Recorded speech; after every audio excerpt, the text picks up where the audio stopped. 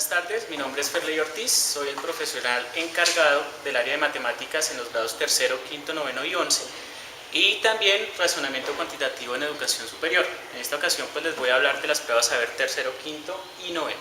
Bueno, la primera pregunta que voy a responder es ¿por qué se evalúa el área de matemáticas? Entonces para eso voy a acudir al marco normativo, básicamente lo que dice la ley 115 de 1994 y lo que dice el decreto 1290 respecto a lo que tiene que ver con el área de matemáticas.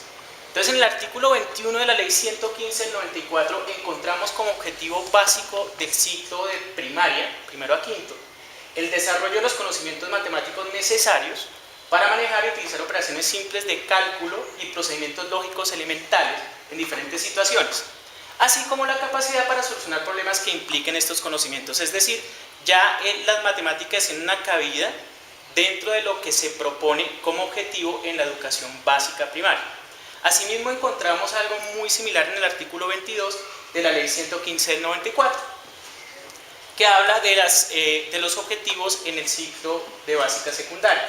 Entonces en el literal C encontramos el desarrollo de las capacidades para el razonamiento lógico mediante el dominio de los sistemas numéricos, geométricos, métricos, lógicos, analíticos, de conjuntos de operaciones y relaciones, así como para su utilización en la interpretación y solución de los problemas de la ciencia, de la tecnología y de la vida cotidiana. Entonces, de alguna manera nos dice cuáles son esos contenidos y hacia dónde tienen que apuntar esos contenidos que los estudiantes van a ver en el área de matemáticas y para qué les sirve, para la solución de problemas en diferentes contextos. Básicamente, esto que está allí, tanto lo que nosotros vimos anteriormente en el ciclo de primaria, es lo que nosotros usamos para poder proponer nuestras evaluaciones. Yo creo que teniendo en cuenta esta normatividad jurídica, podemos decir y sustentar por qué se evalúa el área de matemáticas. Entonces, aquí tenemos, en el decreto 1290 nos hablaban de unos estándares básicos. El área de matemáticas tiene estándares básicos. Previamente a los estándares básicos se propuso unos lineamientos curriculares y también tenemos unos objetivos de los cuales nos habla la ley. Todo esto de manera conjunta nos justifica la evaluación en el área de matemáticas. Ahora la siguiente pregunta sería ¿cómo nosotros adoptamos estos principios? ¿Cómo se evalúa en el área de matemáticas?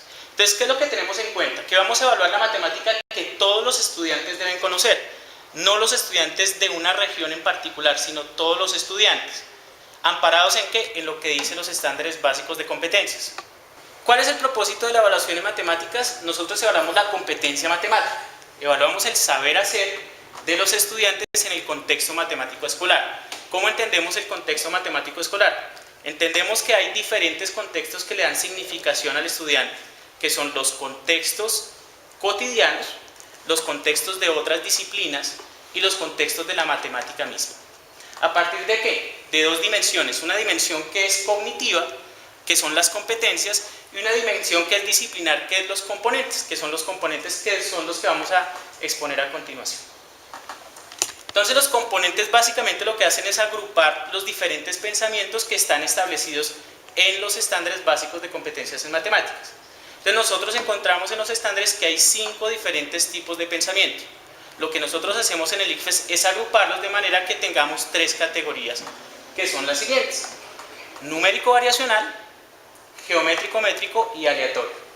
Entonces, estos contenidos se van a llevar, van a ser tenidos en cuenta en las diferentes pruebas, respetando la complejidad de pensamiento de los distintos grados. Pero básicamente son los mismos, son transversales. Entonces hablamos del número en distintos contextos, hablamos del significado de las operaciones y de las propiedades que pueden haber, hablamos de la variación en distintos conjuntos numéricos. Entonces algunos profesores dirán, pero ¿cómo así variación en tercero?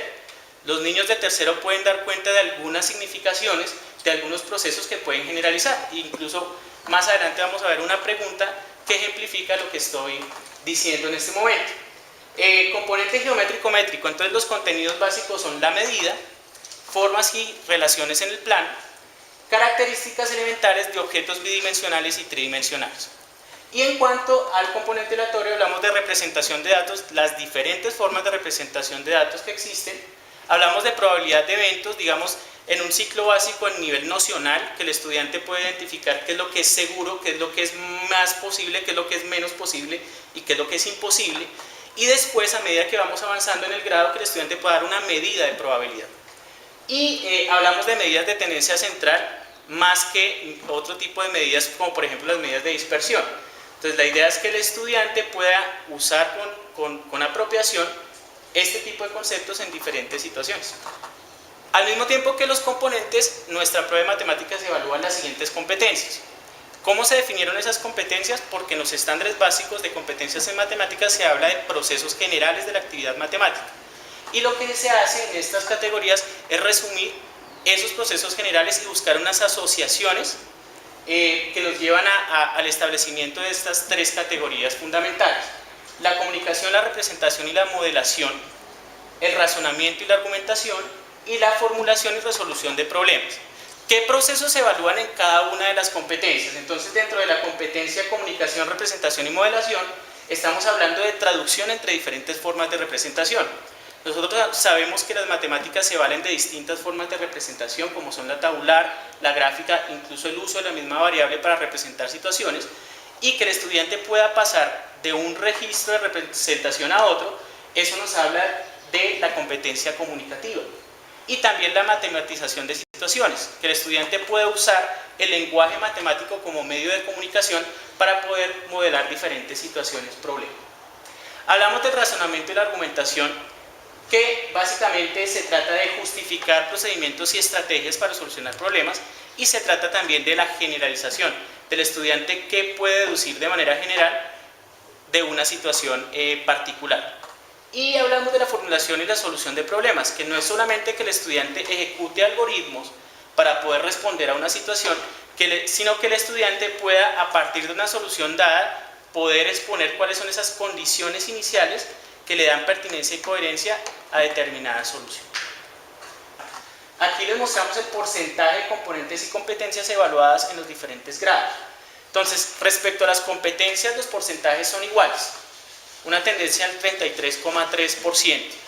Respecto a los componentes, no, porque si nosotros nos fijamos, los componentes están agrupados: numérico variacional, geométrico métrico, que agrupan los pensamientos, y queda un solo componente, el aleatorio, sin una agrupación de pensamiento, ¿sí? Entonces, eso hace que los estándares del componente aleatorio sean menores frente a los estándares que vamos a evaluar en el numérico variacional y en el geométrico métrico. Entonces, ahí tenemos los porcentajes. En el componente aleatorio tenemos un 30% de peso, mientras que en los otros dos componentes, pues el 35%. Y las competencias, como les mencionaba, pues sí tienen igual porcentaje. Entonces vamos a los ejemplos de preguntas y cómo se aplica esto que en teoría estamos evaluando en el área de matemática. Entonces esta es una pregunta para grado tercero, de la competencia razonamiento y argumentación. Recordemos que uno de los procesos que evalúa esta competencia es el de generalizar, y el componente es geométrico métrico. Entonces se habla de lo siguiente: dice, observa la secuencia de figuras y número de lados de cada una. Entonces le presentamos primero un hexágono, luego un pentágono, luego un cuadrado y luego un triángulo, ¿sí? Y la pregunta es, respecto al tamaño y número de lados de cada figura en la secuencia, ¿es correcto afirmar que? Entonces, digamos, en este contexto, que es un contexto matemático, puramente matemático, puede ser usado para preguntar diferentes cosas, pero lo único que nosotros vamos a hacer en este nivel es mirar aumento y disminución. Si el número de lados aumenta y si el tamaño aumenta o disminuye.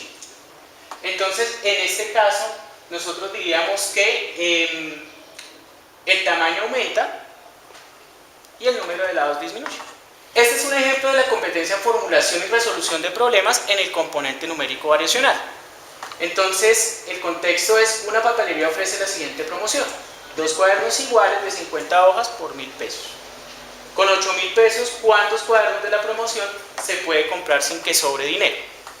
Entonces, démonos cuenta también que la carga textual que tienen las preguntas de matemáticas es mínima, porque nosotros no queremos que el estudiante que tenga dificultades al leer, pero sea muy hábil en matemáticas, de pronto pueda obtener malos resultados, sino que se ponga la matemática en juego sin dejar que la matemática sea esa área que signifique, y que desde la cual el estudiante pueda llegar a la solución de los problemas. La siguiente pregunta es del componente aleatorio, y se refiere a la competencia de comunicación, representación y modelación. Entonces, démonos cuenta cómo aquí se trata de pasar de un registro a otro, del registro tabular al registro gráfico. Y el estudiante que de pronto es más hábil, tiene mayor habilidad, puede darse cuenta que la calificación uno tiene 2 estudiantes, entonces ya puede ir descartando algunas respuestas. Por ejemplo, la A. Dice, no puede ser que la barra más alta corresponda a la calificación 1. Y el estudiante que no tiene, digamos, esa habilidad, que no ha llegado a esos procesos de generalización, puede ir haciendo su conteo y decir, bueno, entonces vamos a pasar en otro registro que puede ser haciendo algunas cuñas para después elegir la respuesta correcta.